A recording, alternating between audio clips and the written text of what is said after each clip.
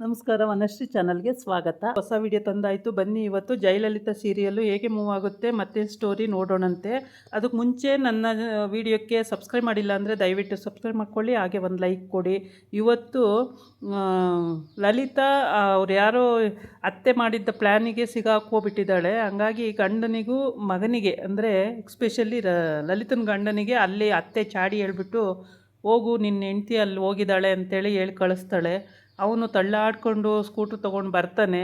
ಬಂದರೆ ಬೈಕಲ್ಲಿ ಬಂದು ಇಳಿದ ತಕ್ಷಣ ಇವಳು ಲೈವು ವೀಡಿಯೋ ಮಾಡ್ತಾ ಇರ್ತಾಳೆ. ಅಂದರೆ ಆ ಕೇಡಿಗಳು ವೀಡಿಯೋ ಮಾಡಿ ನೀನು ಲೈವು ಹಾಕಬೇಕು, ಇಲ್ಲ ಅಂದರೆ ಸೋಷಿಯಲ್ ಮೀಡ್ಯಾದಲ್ಲಿ, ಇಲ್ಲ ಅಂದರೆ ಕಟೌಟನ್ನು ಬೆಂಕಿ ಇಟ್ಟು ಸಾಯಿಸ್ತೀವಿ ಅಂತ ಹೇಳ್ತಾ ಇರ್ತಾರೆ. ಅದನ್ನು ಕಟೌಟನ್ನು ನಮ್ಮ ದೊರೆ ಕಟೌಟನ್ನು ಸುಟ್ಟಾಕ್ತಾರಲ್ಲ ಅಂತೇಳ್ಬಿಟ್ಟು ಇವಳು ಆಯಿತು ಒಪ್ಕೊಂಡು ಮಾಡ್ತೀನಿ ಅಂತ ಹೇಳ್ತಾಳೆ. ಮಾಡಿಬಿಟ್ಟು ಆ ವಿಡಿಯೋನ ಅಪ್ಲೋಡ್ ಮಾಡಿಬಿಡ್ತಾಳೆ ಸೋಷಿಯಲ್ ಮೀಡ್ಯಾದಲ್ಲಿ.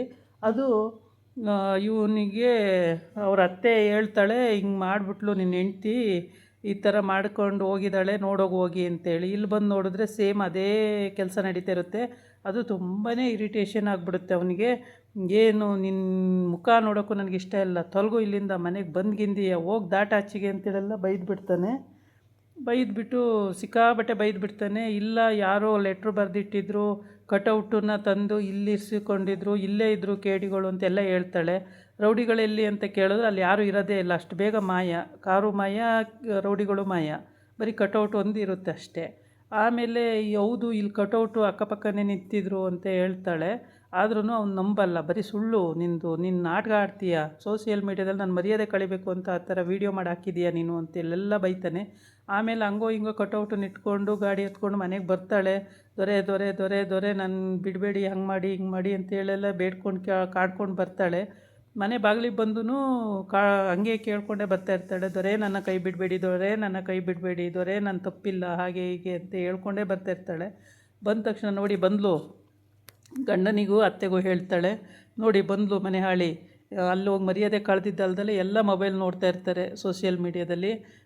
ಈ ರೀತಿ ನನ್ನ ಗಂಡ ಕುಡಿದು ಈ ಥರ ಮಾಡಿದರೆ ಯಾರು ತಪ್ಪು ತಿಳ್ಕೊಬೇಡಿ, ಎಲ್ಲ ಕ್ಷಮಿಸಬೇಕು. ನಾನು ಗ್ರಾಮ ಪಂಚಾಯಿತಿ ಅಧ್ಯಕ್ಷೆ ಲಲಿತಾ, ನನ್ನ ಗಂಡ ಈ ಥರ ಕುಡಿದು ಈ ಥರ ಮಾಡಿದರೆ ಇದಕ್ಕೆಲ್ಲ ನಿಮ್ಮ ಕ್ಷಮೆ ಇರಲಿ ಅಂತೆಲ್ಲ ಸೋಷಿಯಲ್ ಮೀಡ್ಯಾದಲ್ಲಿ ಹಾಕಿರ್ತಾಳೆ. ಅದನ್ನೆಲ್ಲರೂ ನೋಡ್ತಾ ಇರ್ತಾರೆ.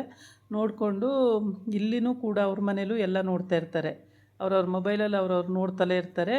ಆಮೇಲೆ ಇವನು ಬರ್ತಾನೆ, ಅವಳು ಬರ್ತಾಳೆ. ಬಂದ್ಬಿಟ್ಟು ನೋಡಿ ಬಂದ್ಲು, ಇದಿಷ್ಟೆಲ್ಲ ಮಾಡಿದ್ದಲ್ಲ ಅಂತೇಳ್ಬಿಟ್ಟು ಬಂದ್ಲು ನೋಡಿ ಅಂತೇಳಿ ಗಂಡಿಗೆ ಹೇಳ್ತಾಳೆ. ಬರಬೇಡ ನಮ್ಮ ಮನೆ ಒಳಗಡೆ ಅಂತೆಲ್ಲ ಹೇಳ್ತಾರೆ.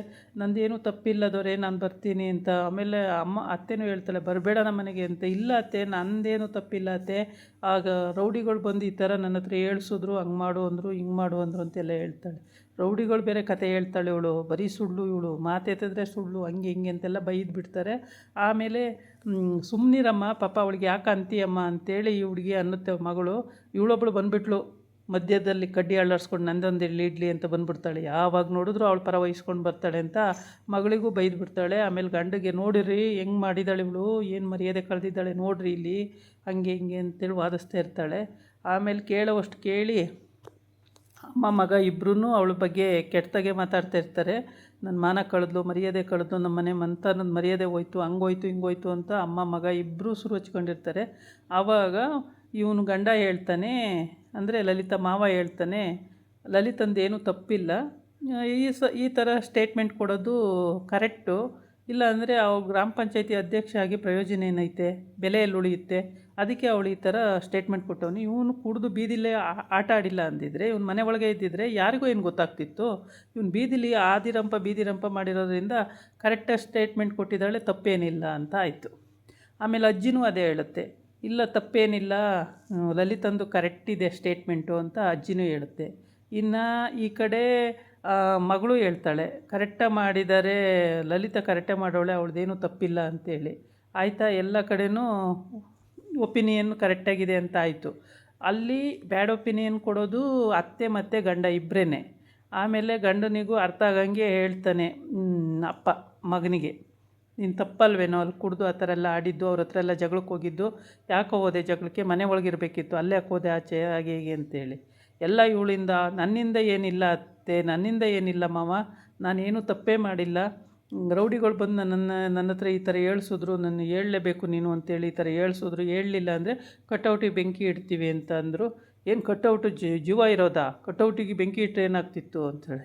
ಜೀವ ಇರಲಿ ಬಿಡಲಿ, ನಂದೊರೆ ಕಟೌಟು ಅದು, ನಾನು ಸುಡೋಕ್ಕೂ ಬಿಡಲ್ಲ ಏನಿಲ್ಲ ಅಂತ ಅದನ್ನೂ ತೊಗೊಂಬಂತಾಳೆ, ಮನೆಗೆ ಒಳಗಡೆಗೆ ತಗೊಬರ್ತಾಳೆ. ಏನೋ ಅವಳ ಆಸೆ ಬಿಡು, ಇಟ್ಕೊತಾರೆ ಅಂತೇಳಿ ಅಜ್ಜಿ ಮಾವ ಎಲ್ಲರೂ. ಅವಳು ಏನು ತಪ್ಪು ಮಾಡಲ್ಲ, ಆದ್ದರಿಂದ ಎಲ್ಲರಿಗೂ ಖುಷಿ ಆಗುತ್ತೆ ಆ ಬಗ್ಗೆ, ತುಂಬಾ ಖುಷಿ ಪಡ್ತಾಳೆ. ಆಮೇಲೆ ಅದಕ್ಕೆ ಹೋಗಿ ಅಲ್ಲಿ ಸಮಾಧಾನ ಮಾಡ್ತಾಳೆ. ನೀನೇನು ಬೇಜಾರು ಮಾಡ್ಕೊಬೇಡ ಲಲಿತಾ, ನೀನು ಮಾಡಿರೋದು ಕರೆಕ್ಟಾಗಿದೆ, ನೀನು ಬೇಜಾರು ಮಾಡ್ಕೋಬೇಡ. ಹೌದು, ಈ ಥರ ಸ್ಟೇಟ್ಮೆಂಟ್ ಕೊಟ್ಟಿದ್ದು ತುಂಬ ಒಳ್ಳೆಯದು, ಮುಂದೆ ರಾಜಕೀಯದಲ್ಲಿ ಬೆಳೆಯೋಕ್ಕೆ ತುಂಬ ಒಳ್ಳೆಯದು ಆಗಿದೆ, ಅಪ್ಪನಿಗೂ ಇದರಿಂದ ಒಳ್ಳೆ ನೇಮು ಫೇಮು ಬರುತ್ತೆ, ನೀನೇನು ಸಂಕೋಚ ಪಡಬೇಡ, ಕರೆಕ್ಟಾಗಿದೆ ಅಂತೇಳಿ.